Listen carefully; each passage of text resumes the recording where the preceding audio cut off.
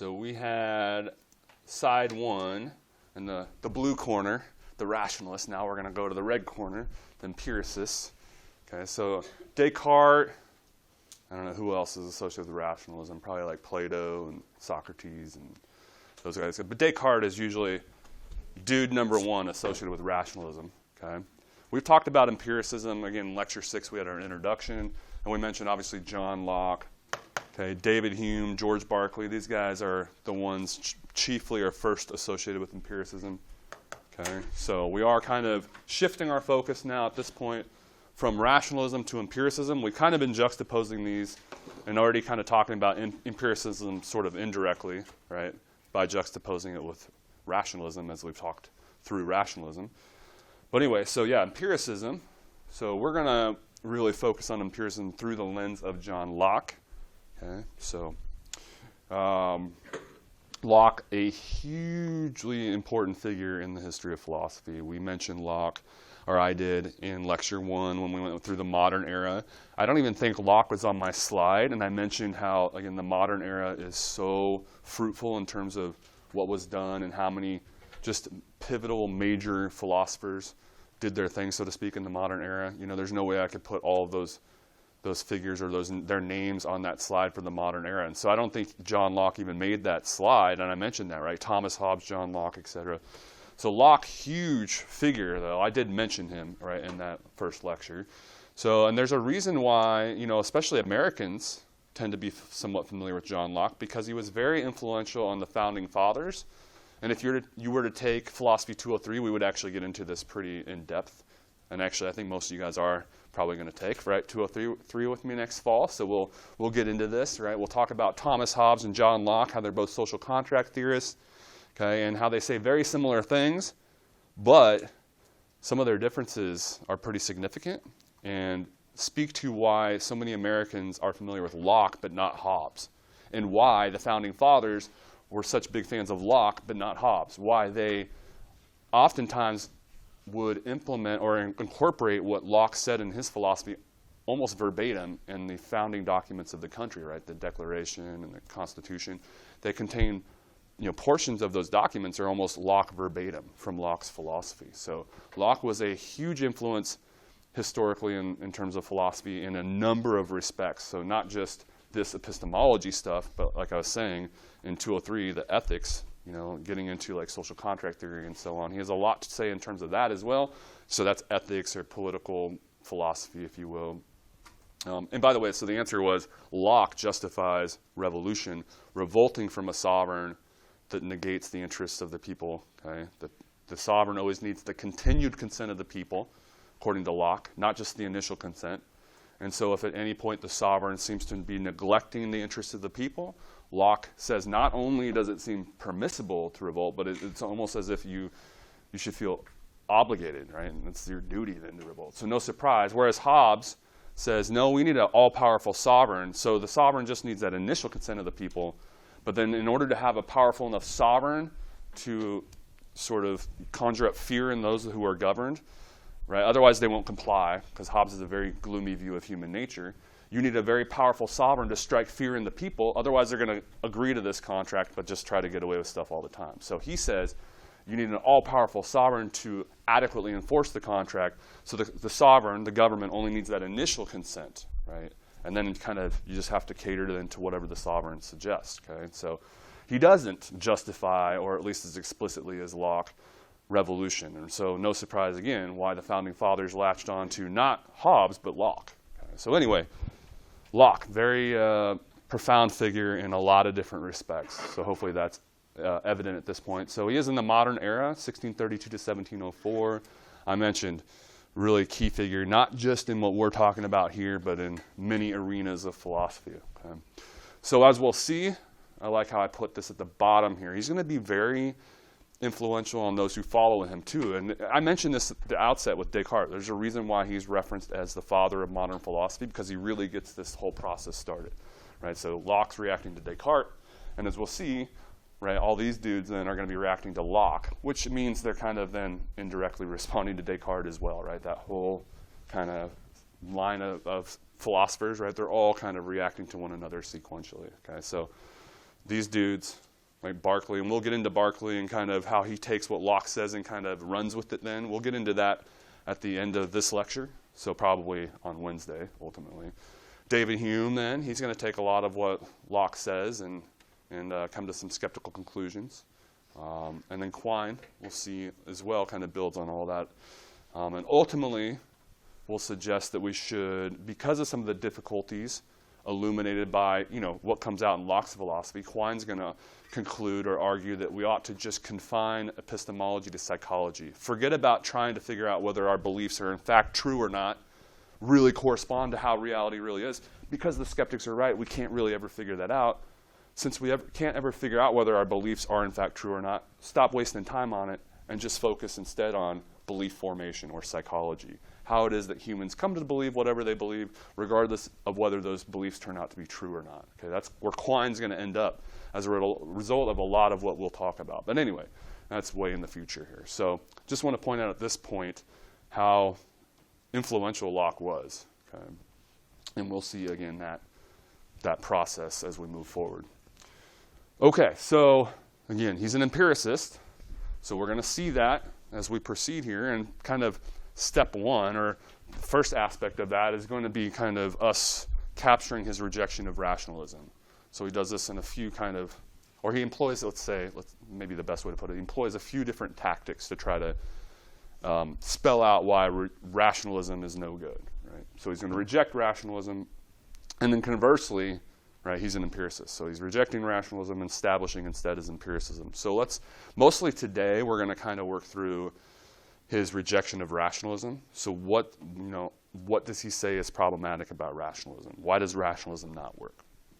Okay, so if you think about it, we have this notion of innate ideas up here. Okay, that's oftentimes implied by rationalism. Okay, if experience isn't required, remember what the rationalist says, not all knowledge requires experience. So presumably then, the idea is we come kind of already knowing certain things, or pre-programmed to know certain things without needing to experience something first to know it. Okay, so in some sense, that knowledge is innate. We're kind of born with it, in other words. That's what we mean by innate ideas. Where is this? Okay. This seems to be implied by rationalism. Okay. If it's truly the case, as the rationalists suggest, that not all knowledge requires experience, then it seems like we have some knowledge before experience or without experience, innately. Okay, does that make sense? Why we're associating this with rationalism. Okay, and what Locke's going to say is there's no good basis for this. Okay, so this seems to be implied in rationalism. There seem to be some ideas that we can know without experience, before experience, however you want to put it. So those are what we mean by innate ideas. And so his first point is, look, those don't really do anything. Positing innate ideas, positing this notion that we know things without experience, it doesn't do anything in terms of, it doesn't do any explanatory work. It doesn't provide anything that we couldn't, it doesn't offer us an explanation we couldn't have had otherwise, right? It doesn't do any useful work. We don't need to posit this, is what he's kind of suggesting. We can explain everything already without needing to suppose these. Okay, so supposing these doesn't seem necessary for any reason. This is kind of point one. Okay. It's not needed to explain any phenomenon we experience. We can already explain all elements of our experience without needing to appeal to innate ideas. Okay, so that's point one again up here. Okay, then he says, right, this notion, okay, if there really were innate ideas, what's implied by that? That there are universally accepted principles. Okay, in other words, innate ideas common to everyone. Right? If it's true that humans have innate ideas, it would seem to imply then, right, that they're universally applicable to all humans. And hence that there will be then these universally accepted ideas or principles. Okay? And so now he's going to suggest, well, in fact, okay, if there were, so first point at the very bottom here, even if we supposed that there were such universally accepted principles, that wouldn't prove that we were born with them or that experience wasn't required for them. Right? Maybe it's the case that we all sort of grant these universally accepted principles after going through something in childhood or something like that, right? So that's kind of point one. Even if we could ascertain that there were certain ideas or principles that seem to be universally accepted, that doesn't mean that experience wasn't required for us to kind of lend our assent to them, right? Maybe we had to all endure something as infants, and then we came to accept those principles. That's kind of point one, right? If in fact we can ascertain or pinpoint certain universally accepted principles, that doesn't mean that experience wasn't required, okay? But he's going to also point out, well, in fact, there aren't any of these, okay? So even if we could find these, that doesn't prove that experience wasn't required, and in fact, we can't find any of these, okay? And this seems to be implied and required for rationalism to be true. All right, so if we can't find these, and this is required for rationalism to be true, then that seems to be very problematic for rationalism then. Okay? We can't find these supposedly universally accepted principles. So, and this is where, he points out, children and idiots. Okay? If they truly were universal, everyone should have them, including children and idiots, okay? Because they're thought to be innate, right? No experience required. But what's he pointing out? Well, we really can't find any universally accepted principle that everyone holds, including children and idiots, right? They don't seem cognizant of what we would oftentimes associate with these universally accepted principles. Actually, let me go back. So what do we have in mind by kind of these universally accepted principles? Right? They can be speculative or practical. And so some examples. It's impossible for the same thing to be and not to be. That would be what we'd call maybe a speculative universally accepted principle. And most of us are like, okay, yeah, obviously. But his whole point is, it's not obvious, right? Some, for example, children and idiots, don't seem to actually have any awareness of this, as obvious as it might seem to the majority of us, right? Or a universally accepted practical principle might be do not murder, but even that, again, is not something that everyone is cognizant of or would lend their assent to. Okay, so again, where are these universally accepted principles? Children and idiots, even when it comes to those seemingly most obvious things, they don't seem to have an awareness, much less a sort of assent to these universally accepted principles. Okay, so they're not truly universally accepted then. Quote, "It is evident that all children and idiots have not the least apprehension or thought of them." So how can we call them universally accepted then? So, we laid out a modus ponens argument for Descartes' dream argument. You guys remember that? Okay, if it's possible I'm dreaming, then I can't be certain of my beliefs. It's possible I'm dreaming, therefore I can't be certain of my beliefs, right? If P, then Q, P, therefore Q. Well, here we get from Locke a modus tollens argument. So over here you can see the form for a modus tollens. This is always going to be valid, okay? In other words, in some sense, it's always a good argument if whatever's said has this underlying form, okay? In other words, when you grant these, if these are true, this always has to follow, right? If it's a cat, then it's an animal, and we're told it's not an animal, then it can't be a cat. That makes sense? I mean, that makes sense, right? I mean, that kind of intuitively makes sense to us. Okay, well, Locke is going to offer us an analogous argument, right? It's going to have the exact same underlying form, okay? So as he says, and this is straight out of the reading, quote, "If therefore children and idiots have souls, have minds, with those impressions upon them, then," right, if then, "they must unavoidably perceive them and necessarily know and assent to these truths." They must be cognizant of them and aware of them. Okay, so if there are these universally accepted principles, then children and idiots would be aware of them. Okay, well, children and idiots aren't aware of them. Therefore, there aren't any universally accepted principles. Okay, that's the gist of the argument then. Does everybody see how that works? It's analogous to saying if there are cats, if it's a cat, then it's an animal. It's not an animal, therefore it can't be a cat. Okay? If there are universally accepted principles, innate knowledge or ideas, then everyone, including children and idiots, would be aware of them. Children and idiots are not aware of these ideas. Therefore, they can't exist. Okay, does that make sense? You don't have to agree with it, but that's what he's positing here. Okay, maybe you want to disagree with one of the premises, but if we grant these premises that they're true, then that conclusion has to be true. Okay. So again, as opposed to this rationalism spiel, right? He's thinks he's rejected it at this point, he's going to instead then emphasize, right, experience and the extent to which that's required for all knowledge, hence his empiricism. Okay, so unlike Descartes, who argues the primary source of knowledge lies within the cognition of the knower, right, and that's why he's such a good representative of rationalism, Locke's going to emphasize the role of the objects we're coming to know, right, their role on that epistemological process. Okay, so remember that subject-object. I mentioned this last class, right, how Locke's then going to suggest and emphasize the role of the empirical world, right, and how these objects that we're interacting with are affecting us in certain ways. They have these qualities in these bodies that affect us, the subject, in certain ways so that we then experience the ideas we have. Granted, the ideas we experience are still in our own minds, right? He always insists emphatically, right, that they're their product. They reflect an interaction with this empirical realm of objects and so on, right? So again, we are kind of Locke basically is going to parallel what modern physics tells us, right? We're basically like wave processors.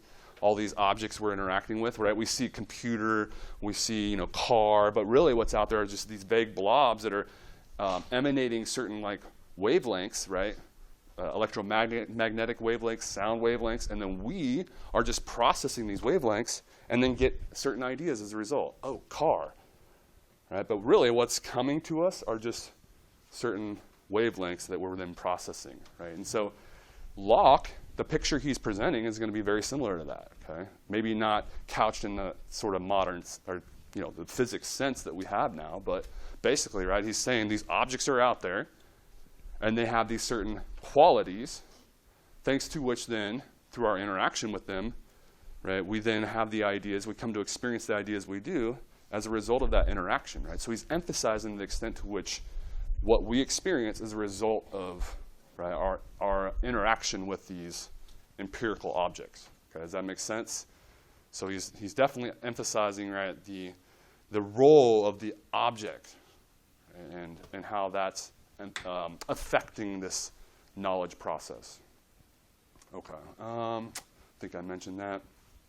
So we get this famous notion of the tabula rasa, Latin phrase meaning blank slate. So Locke's perhaps most famous for this idea, right, that we're born more or less with a tabula rasa.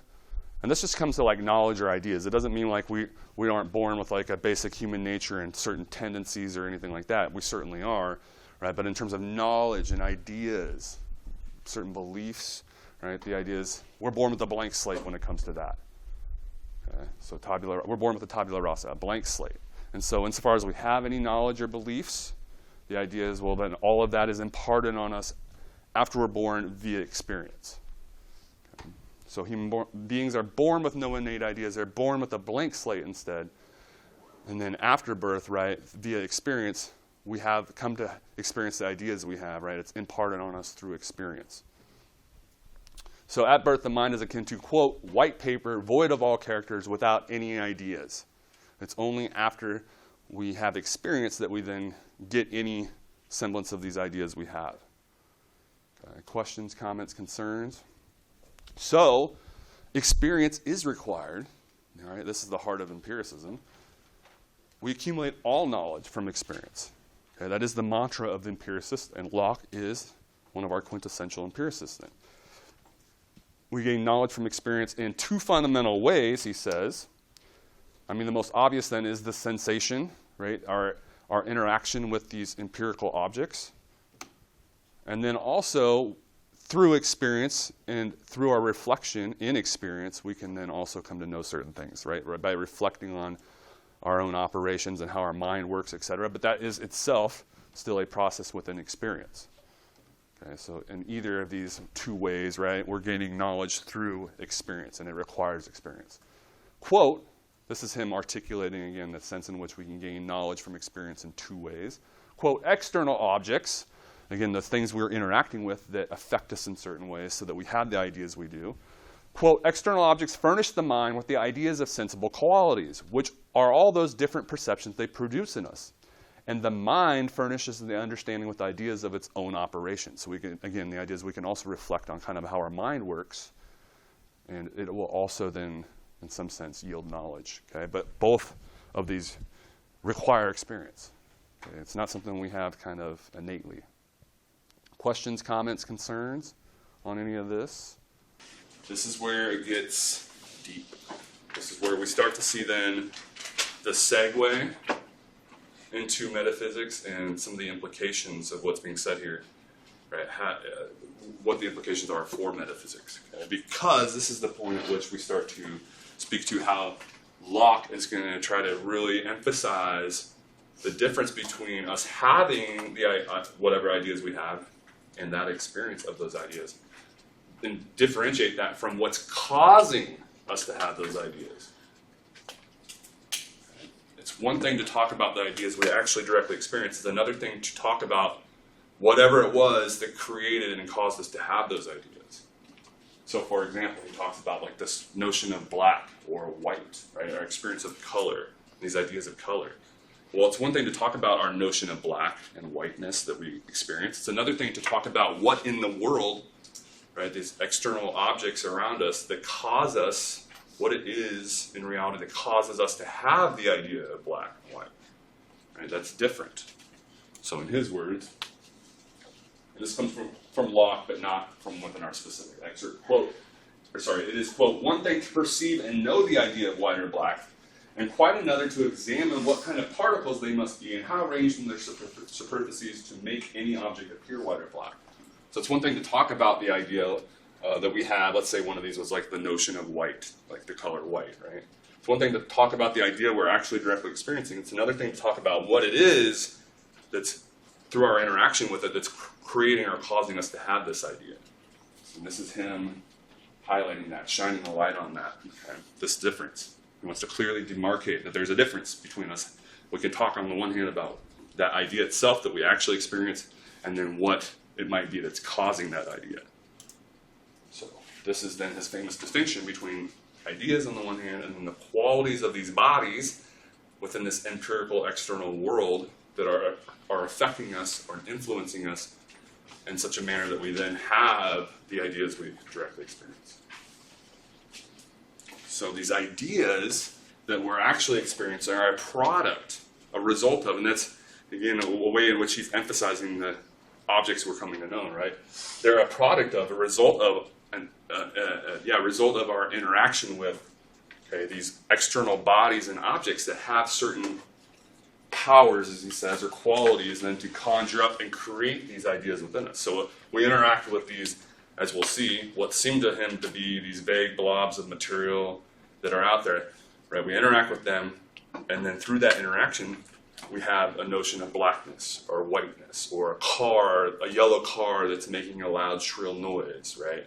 Whatever ideas we actually, our TV being on, etc. We have whatever ideas we have are a result of, again, that interaction with these external objects and the qualities they have to then create those ideas within us. And this might be, I know that I've raised this analogy in various sections before, or like mentioned how modern physics seems to be supporting Locke's picture of perception here. All right, it doesn't necessarily couch it in the same terms, but according to modern physics, what are we? We're basically wave processors. I mean, have I made this analogy in here, or maybe it was a different section, right? But if you think about it, what physics is telling us is that what's really out there is a bunch of various wavelengths, right, being emitted, and some of them reach us, right, and they're just different in terms of their, amplitude and frequency, right, but there's just various wavelengths, and then we receive those, process them, and then we see a yellow car that's moving, etc. But really what's out there are just various wavelengths, right? Some of them are sound waves, electromagnetic waves, etc., that we then, right, through that interaction, process and come to experience as we do, right, these certain ideas. Well, that more or less parallels what Locke's suggesting. Granted, it's not in the same verbiage. So he's distinguishing famously this distinction between ideas and qualities, which is right here on our roadmap, is him, again, going back to that previous slide, trying to clearly demarcate that it's one thing to talk about the ideas we directly experience, and it's another thing to talk about what it was that caused us to have those ideas. So ideas, just like we kind of intimated, Right? He defines idea as, quote, whatsoever the mind perceives in itself, or is the immediate object of perception, thought, or understanding. That's what we have direct, we actually experience, are these ideas in our minds. Of course, as we're going to see in a little bit, if he conceives all we actually ever directly experience are these ideas within our minds, how do we know there's ever actually anything out there, outside of our minds? So that's going to be a question. And Berkeley's going to take that and run with it and say, we don't. Okay. I know this is, I stepped back after drawing all this, I'm like, I don't know if I could make any sense of that if I was in your shoes. So hopefully as we go through this, some of this doodling will make some sense, right? We have a dividing line here that's supposed to kind of represent, Locke's ultimately a dualist. He's going to, so in terms of metaphysics, right? He thinks there's this mental, spiritual realm, and that kind of represents, are actually experiencing these ideas directly mentally, right? And then he's going to suggest or have faith, or he thinks there's evidence that then there's still this external world, right? There really are objects out there. Remove us, they would still remain. Now, granted, we're going to see here in a little bit, there's no yellow, car making a sound out there. There's just a vague blob of mass that's not moving with a certain shape. Okay? But there's still something out there, he's saying. Okay? And so that's what we mean by the external world, or the corporeal, as we've been sort of suggesting, or physical stuff, right? So that's what this sort of demarcates, right? So we have internally, right? We actually experience the ideas we do, okay? And then those are a result of this interaction with the supposed external world and the objects out there that have these quote-unquote qualities to produce, to affect us in certain ways so that we have those ideas that we have. Does that kind of make sense? You don't have to agree with Locke, right? But hopefully what he's saying is starting to, you're starting to get that at least. So these qualities, again, are sort of the features, a result of he calls them like powers of these external objects, to conjure up, anytime there's a perceiver around, conjure up certain ideas. Right? As the power, these objects have various powers or qualities whenever there's a perceiver around to create these certain ideas in those perceivers. Yellow, loud, shrill noise, etc. Does that make sense? So qualities are the features of these external objects that Locke insists are really out there, that are the reason why, the source of, the cause of the ideas that we're actually directly experiencing. But those ideas are something different, right? They're what we are actually directly experiencing, internally, if you will. Everybody good up to that point? So in some sense, and why does Locke want to insist on this distinction? Well, there does seem to be, right, it's him in some sense accentuating or acknowledging the role that the perceiver does play in some of this. Right? Why am I hot when you're cold? Why do I see blue when you see black? And by the way, that seems to be happening a lot more in my family. People are constantly disagreeing with me about my perception of color for whatever reason. I guess it's getting worse and worse because my daughters are always like, no, that's not blue. That's obviously gray or black or whatever. I'm like, anyway, well, how is that, right? I mean, if there was something, if that color was something more objective, if it wasn't as contingent on the perceiver, it seems like we wouldn't have those sorts of disagreements as much, or differences, right?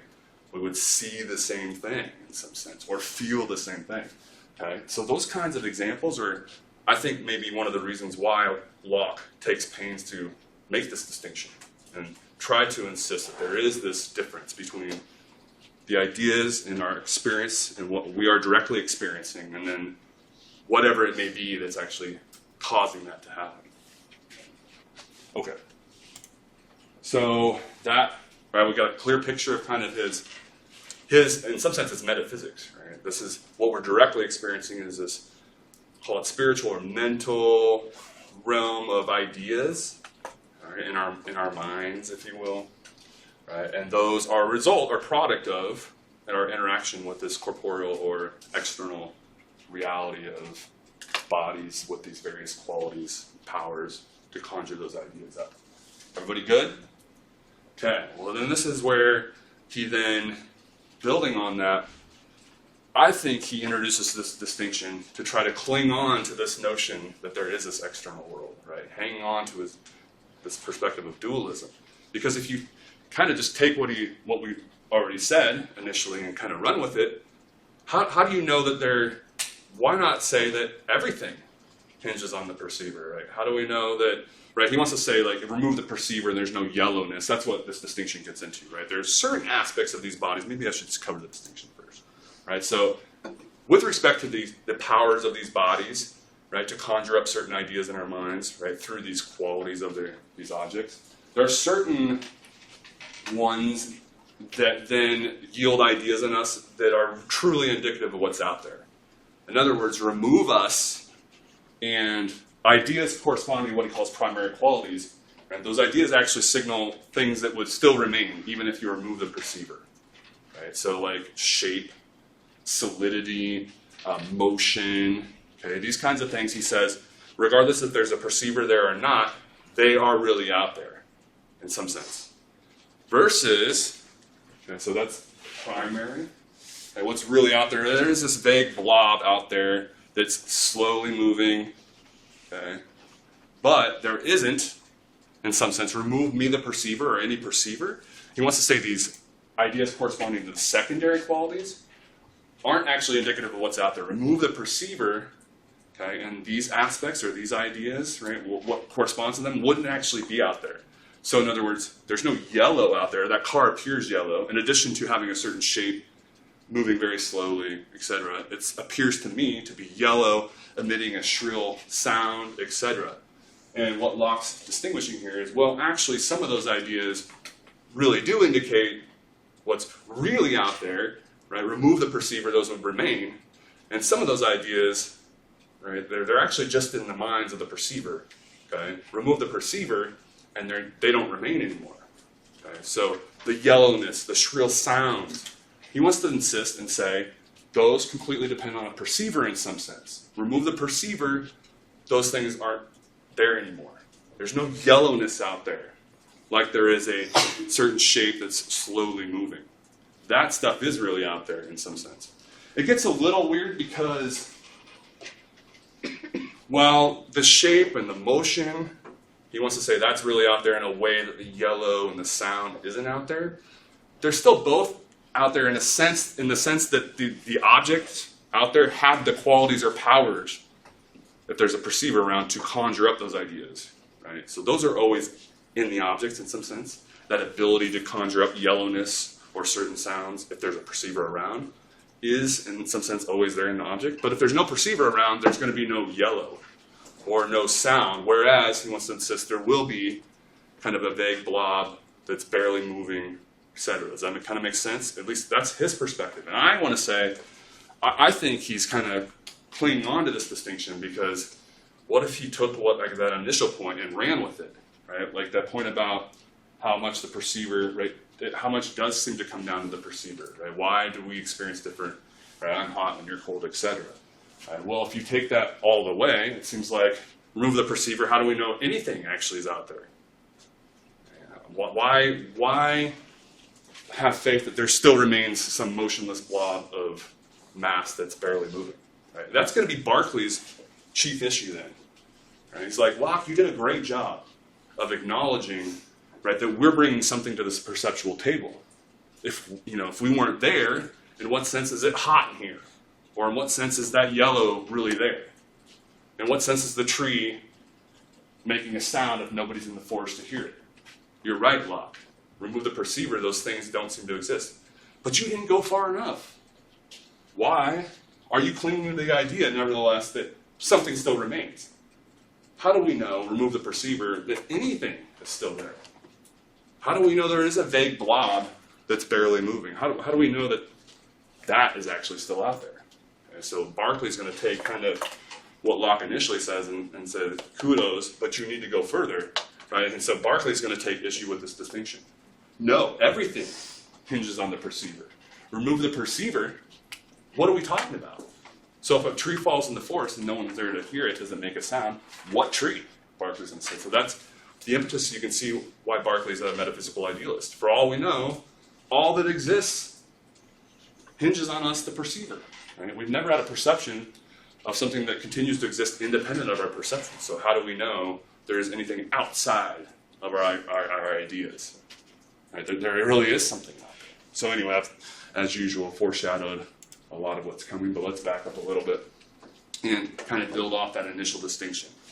Right? So we talked about how what we're directly experiencing are the ideas in our minds, which are, according to Locke, nevertheless a result of our interaction with this empirical world of our experience, through our experience. Okay?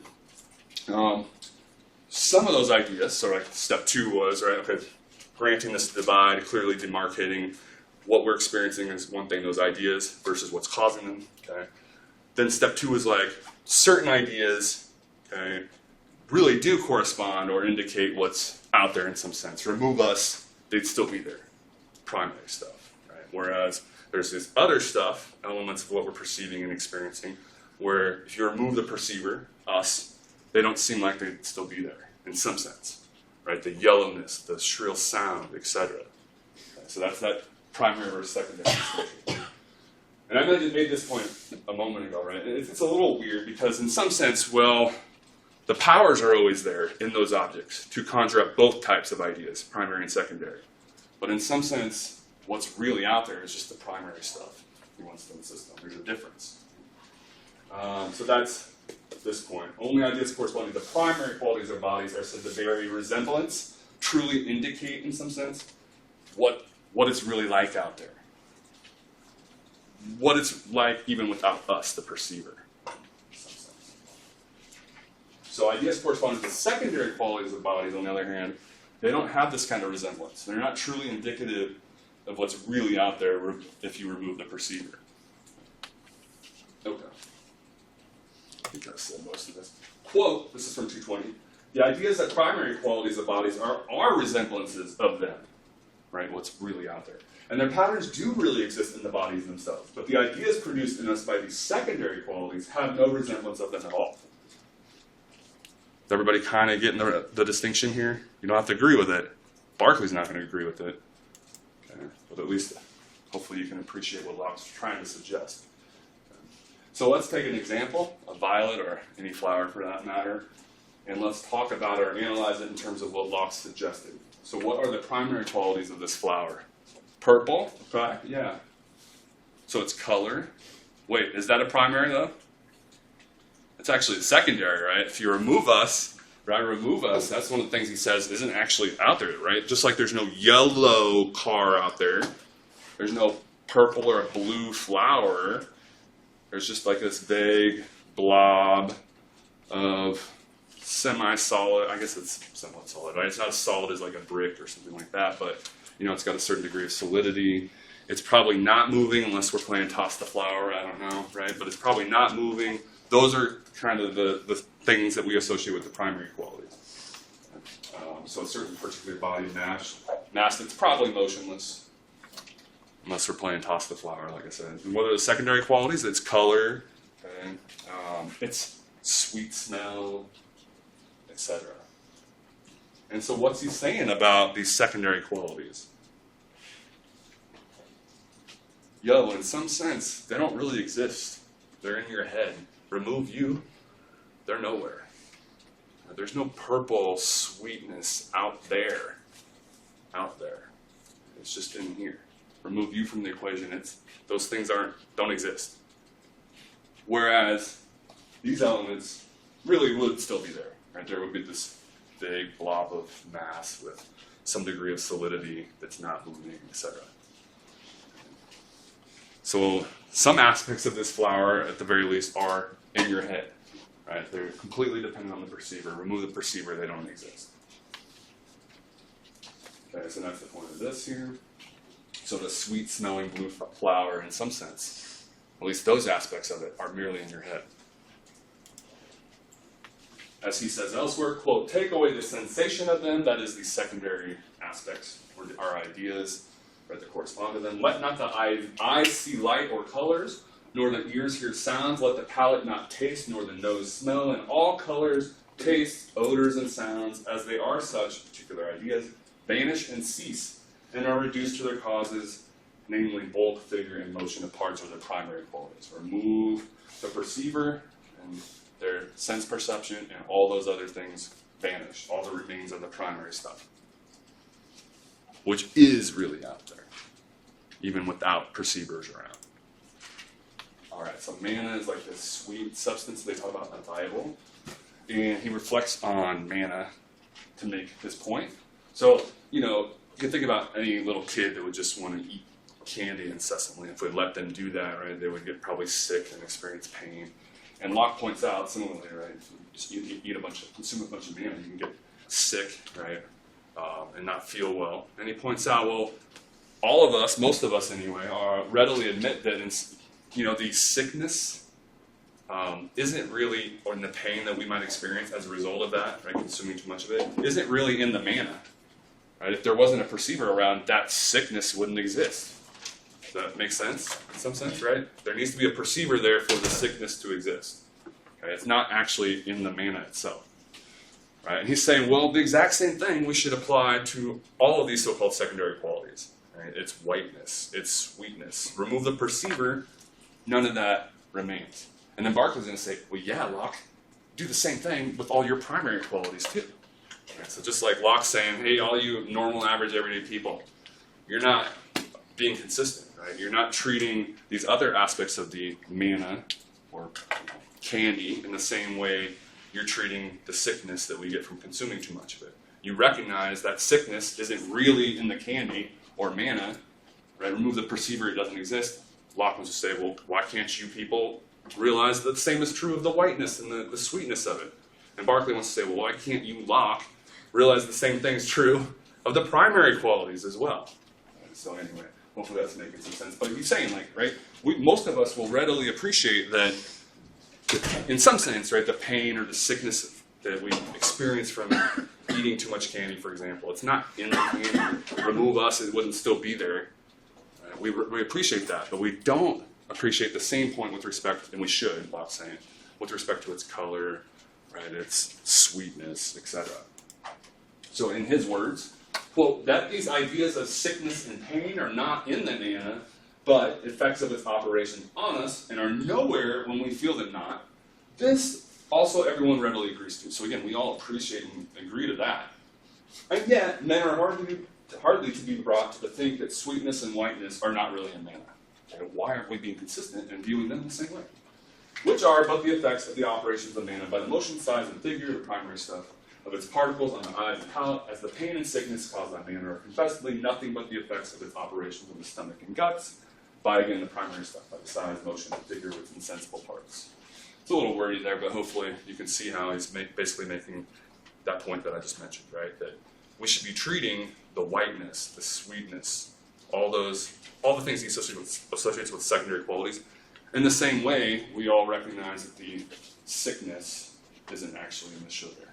If we weren't around, there would be no sickness. Well, again, if we weren't around, there would be no whiteness, no sweetness, etc. Why do you look so puzzled? Overwhelming, that's the issue. I told you guys, right? We're in the deep waters right now, and we're going to continue trying to stay afloat in the deep waters because the next section is metaphysics, right? So it's deep, okay, and it's challenging, but do we at least appreciate? Maybe we don't agree, right? But do we at least kind of understand what Locke's suggesting? But there is this difference in some of these ideas, right? And he's suggesting some of our ideas, right, in motion or not, really do, right? If we see a car moving, that motion really is out there, versus the yellow color we attach to the car isn't in some sense. That's what he's suggesting. Okay, so I've already been alluding to this beef, so to speak, right? The issue that Berkeley has. So George Berkeley comes on the scene shortly after Locke, keeps the ball rolling like we've been suggesting. So he appreciates what Locke started off by saying, that we are bringing something vital and critical to this perceptual process, to the knowledge process in general. Some of it, if not a lot of it, hinges on the perceiver. Okay? But Berkeley, again, doesn't think he took those points far enough. Right? He kind of stopped at a certain point. Maybe because he doesn't want to lose that external world like I suggested earlier. Right? He wants to cling on to this idea, well, there really is something out there. So I think that's kind of the impetus again for Locke making this distinction.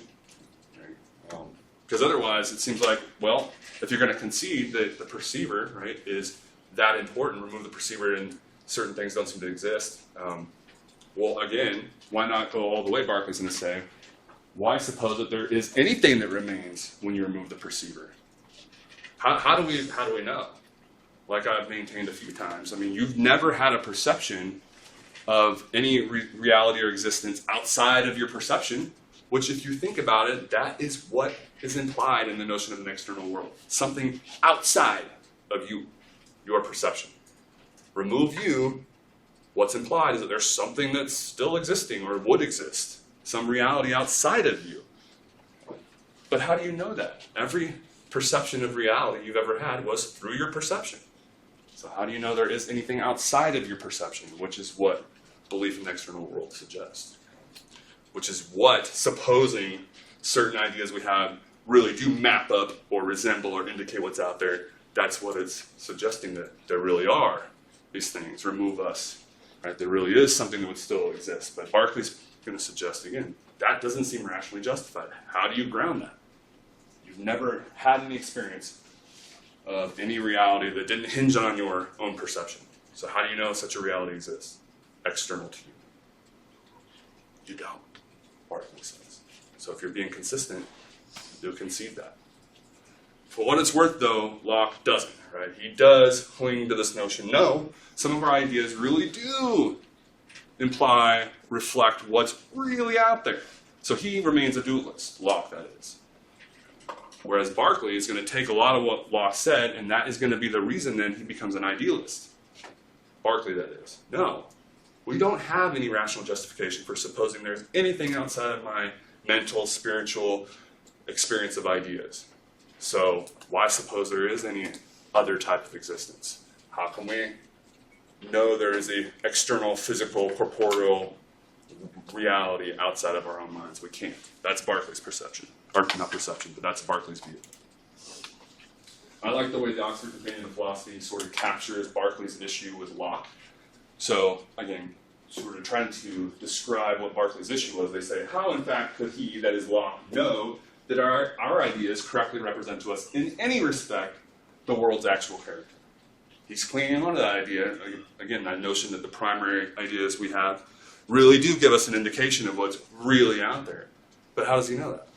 It seems to just be a matter of faith. Okay, and that's what Berkeley's beef is, essentially. Yeah. So, yeah, that need for social interaction and conversely a feeling of neglect and how insignificant that can be. I don't know that that's related necessarily to this kind of epistemological and metaphysical stuff. But it is interesting, like, yeah, because it's, you know, like this, it seems to signal this or suggest this notion that we ourselves need to be perceived, right? Or there's like the psychological tension that results if we're not. Okay? But I don't know that that's necessarily what these guys are getting at. But it is interesting. Anybody else? Yeah. I mean, there's still something you're perceiving, right? I mean, it's through your own perception. Like, how do I know that you really are just something that continues to exist distinct from my perception of you? How do I know? I've never had a perception of you independent of my perception, right? So I don't know. You could just be in my mind. Right? I mean, Berkeley's saying, right? Now, again, the whole practical point and the skepticism, right? I mean, but technically, rationally, right? How do we know? How can we justify that if we've never experienced anything outside of our perception, right? It does seem to be a matter of faith then to suppose that you all will continue to exist when I'm not perceiving you, in some sense, right? How do I know that you do? And that you're not just appearing in my mind right now. Yeah. You know, and like, how do we ever know anything about history? Especially the more we learn about how corrupt the powers that be are. Like, why do we have any faith in history anyway? I would say. But anyway, that's another rabbit hole. But like, again, you're still perceiving it. Like, everything's through the lens of your perception. So none of that's going to... I mean, it could all be in your mind, right? All the history books, everything. Yeah. Again, same thing, right? That's not going to be any confirmation of an external reality because you're perceiving them telling you certain things, right? But I'm also seeing that blue, but I'm perceiving you telling me that, right? It's still no indication that you're going to exist if I'm not here perceiving you, right? Much less what that color actually is, if it even exists in some more objective sense. So, yeah, because that usually comes up, right? Well, what about other people confirming the same perceptions? Well, you're perceiving them telling you that, right? And so they tell you the things all the time in your dreams, right? And it didn't really happen, but they were agreeing with you in your dreams. I tend to get a lot of more agreement in my dreams than I do in reality. But yeah, you get it, right? It's like you get agreement in your dreams versus a confirmation from others, also in your dreams, and that wasn't real. Okay, so you can't look to confirmation from others saying, no, trust me, when you left the room, no, this coffee cup didn't go anywhere, it was still there. Okay, well, you're telling me that through my perception, right? Like, I want to believe it, I have faith, most of us will, we talked about this, right? It's like breathing, we're going to assume that this really was here and continued to be here even when I left the room, but how do you know? How do you know? To be is to be perceived, that's Berkeley's famous adage. What tree? If there's no one there to perceive it or hear it, what are we talking about? Okay, so that's Berkeley's view. Hopefully it kind of makes sense what he's suggesting. Again, not that you have to agree with him. We want to be able to understand what they're saying, not necessarily agree or disagree at this point. Okay, so this is, again, capturing the general issue.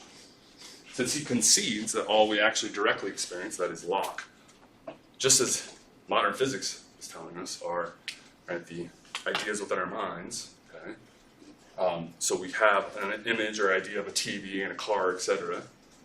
Since he concedes, though, that's actually still just internal in our minds. That's what we're having the direct experience of. How does he know that there really is, that any of that actually corresponds to, actually indicates, or resembles, as he puts it, what's really out there, if anything? How does he know that? So that's the gist behind this slide. So how can we be sure there really is something outside our minds at all? That there is even a distinction. And it's really calling into question the distinction itself. Mind versus something else. How do we know there is any distinction at all? It's just mental stuff, right? That's why, again, Berkeley's an idealist.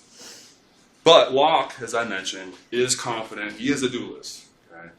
Some of our ideas really do give us an indication of what's really out there.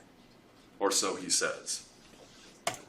As he says on 223, quote, I think we are provided with an evidence that puts us past doubting. An evidence, in other words, that there really are certain features that correspond to our ideas that we experience, that are really out there in some external sense. Okay. What is this evidence? I don't remember him actually spelling that out, and Berkeley would say he didn't actually give us any evidence. But for what it's worth, Locke ostensibly is a dualist. Okay. He thinks there is evidence that puts it past, like that makes it so we can't really doubt that there's an external world. Well, what is that evidence? But he suggests there is. Questions, comments, concerns? So you can kind of see then, given all this, why eventually you get this notion, well, if it's true that we can't really figure out whether our beliefs or ideas correspond to some external reality, then what's the point of trying to? Why not instead then not concern ourselves with whether our beliefs are really true and whether we have knowledge, let's say. Let's not worry so much about that. Let's just instead focus on the psychology, right? In other words, the beliefs that we have, never mind whether they really are true. How did we come to believe the things we believe? Let's study the belief formation process. Let's study what tends to be typical in human nature and how humans tend to form the beliefs they have. Never mind whether, in some sense they are actually true or correspond to some ultimate reality or external reality. So that's what we are kind of asking, right? Is epistemology just psychology, or should it limit itself to just psychology? So as I'll mention, I think it's the next slide. Some like W.V. Quine are going to suggest, well, since it's the case that we can't ever really convincingly, definitively tell if our ideas and beliefs correspond to some external reality, let's not worry about it, and instead just focus on psychology. So Quine is one who suggests, and I'll have a quote on the next slide, that given these kinds of points, we should just confine epistemology to psychology. We should just concern ourselves with the process of belief formation, never mind whether those beliefs turn out to be true or not. Hume, so we've referenced David Hume quite a bit.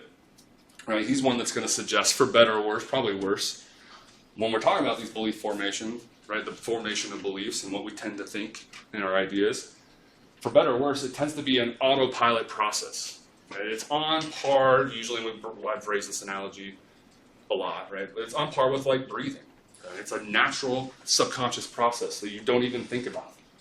Well, you might say, unfortunately, that seems to be exactly what's going on with a lot of what we think and believe. We really just, it's almost like human nature to just automatically believe there's an external world, even though Hume's going to agree with Berkeley. It doesn't seem to be justified rationally. We just automatically believe the future's going to resemble the past, even though we can't know that with certainty, et cetera, et cetera. Right? So Hume is one, and I know, again, we've made this point a few times at this point, but he's one who's going to say a lot of it's subconscious, if not seemingly almost entirely subconscious. It's not something that's explicit, that we're conscious of, in other words, taking on and the beliefs that we have. Right? That's typically a process that's akin to just breathing, something we automatically do on autopilot. We just automatically believe there's an external world. We just automatically believe the future's going to be like the past, etc. Okay, so that's the point of this slide. Yeah. Questions on that? Otherwise, like I said, all of these kinds of observations are what lead some like Quine, who's a contemporary analytic philosopher of the 20th century, okay, lead people like Quine to suggest, okay, in view of this, let's just confine epistemology to psychology. Let's just worry about, or think about, or focus on the process of belief formation and forget about whether those beliefs correspond to some ultimate reality, whether they're really true or not. So yeah, he suggests that epistemology ought to confine itself to psychology, concerning itself solely with the process of belief formation and not with the truth of the beliefs formed.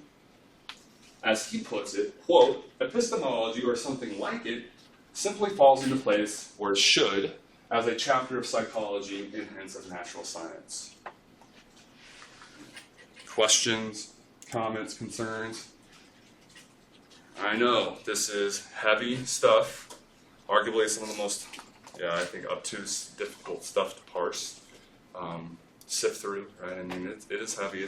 As Descartes said, you can't really think about this stuff long before you're like, all right, and you need to take a break and get back to those normal human ways of not really questioning anything, right? It's not easy, but we're going to keep doing it for a little bit in section 2, right? So this wraps up section 1, right? We've done our intro stuff. We've done our epistemology. Traverse the land of epistemology, so we will be segueing and transitioning into more of the deep water metaphysics stuff. All right, so for section 2, that's what we have on tap. Before we get there, though, so we'll have our exam on section 1, obviously next class. But before we get there, let's take a little bit of time to reflect on what we chatted about in this lecture. So a couple questions here. Now that we've seen these two camps duke it out, we've had this Royal Rumble. Okay, who won the fight? Did the empiricists win or the rationalists? What team are you signing up for? Or are you joining? The team empiricism or team rationalism? Right. So who wins the fight, or who won, or at least at this point, what are you thinking? And then what do you make of that distinction between primary and secondary qualities of like bodies that we are interacting with? Do you think there's something to it? Do you have a problem with it? Do you appreciate, more generally, do you appreciate kind of Locke's point about the role of the subject and how we are bringing something to the perceptual process in terms of, how we come to know things, and some of that is contingent on the perceiver? Do you appreciate that? And if so, are you on board with Berkeley who's like, he didn't go far enough with it? Where is Berkeley? Here he is. And do you take issue with him trying to distinguish between these qualities? So what are your thoughts on that? Go ahead and break up into your groups. We'll take a little bit of time to reflect on that. I'm curious to hear what your guys' thoughts are on some of this deep stuff, so we'll come back and share our thoughts afterwards. It is weird, because in some sense, that, whatever it is out there, right, has both the qualities, right? So, but the idea is, if there's no perceiver around, then it's just like motionless, it has a certain shape, solidity, etc. It doesn't have, I guess, other than the quality or ability to, if there's a perceiver that comes around, produce that yellowness. It doesn't actually, it's not yellow, really, out there. So that's the difference. Okay, so Locke wants to say, well, no, I mean, these things are causing us to have these ideas, but, people coming after Locke and be like, a lot of what Locke said is correct, and how do we know that we're not? In some sense, in other words, I think kind of what you mean is like, for all we know, that stuff isn't really outside our minds. And so that's what you mean by imagining. And Berkeley's going to say, absolutely. And call it imagining, whatever. I'm saying, right, it's just perceiving things, and that's what gives them reality in some sense. To be is to be perceived. Yeah, so I mean, you could couch it that way, right? Berkeley's saying, yeah, we really don't know that they're out there. We have no rational reason to think that, right? We've never had a perception of them existing without us perceiving them. So us assuming that, it's an assumption at the very least, maybe, and Hume would put it in terms of imagining, right? It is something like this cause and effect relationship, and we're not going to get into the weeds of this, but yeah, it is literally, it's not grounded in rational justification. It's not grounded in our experience in some sense, and we're not going to get into the weeds of Hume. So Hume's going to say, it is actually exactly how you put it. With something we are repeatedly imagining, right? It's got to be something that we're imagining, right? That we're putting there ourselves, right? Of course, it's human nature. It's something we all do, like breathing. But yeah, it's not rationally grounded. It's not something we directly ourselves experience, right? A reality that doesn't depend on our own experience or perception, right? We can't experience that because we're limited to what we perceive. So yeah, it's something we just have faith in, that we're imagining more or less. Fun times. Now that you have good reason to question everything around you, go out and experience that potentially just imagined reality.